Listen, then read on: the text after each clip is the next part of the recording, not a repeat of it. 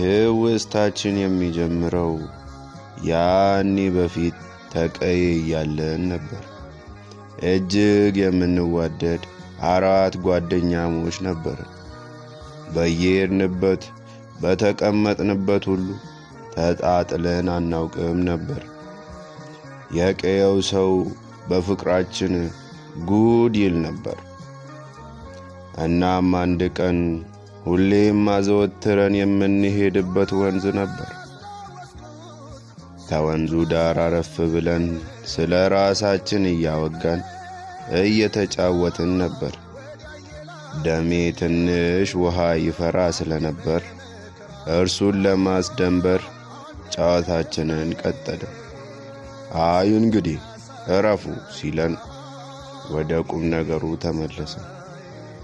እናም በመሃል ደሴ የሆነ ቁም ነገር አለን።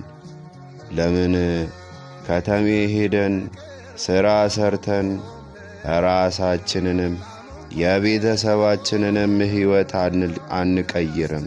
ምን ይመስላችኋል? አለ።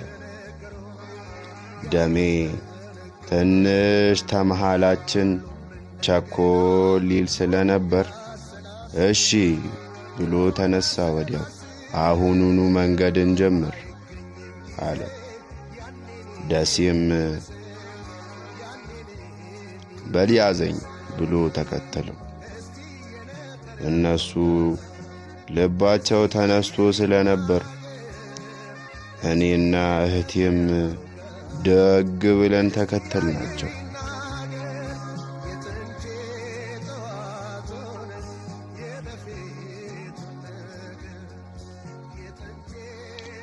ቀያችንን ተሰናብተን ወደ ከተሜ የሚያዘልቀውን ድልድይ ተሻግረን ሄድን።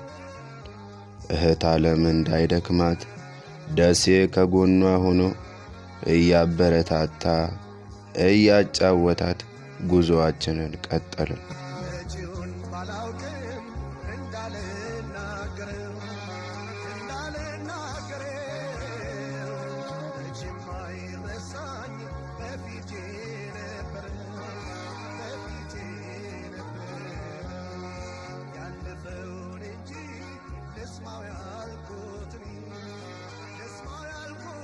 እየተጓዝን እያለ ደሴ በድንገት ይመጣና አያቸው ከተሜ ደረሰን ብሎ ያበስረናል።